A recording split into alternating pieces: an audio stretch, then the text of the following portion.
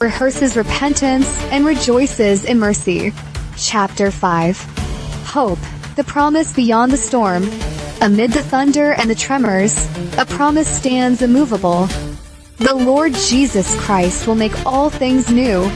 Revelation closes not with despair but with a city, a garden, a river of life.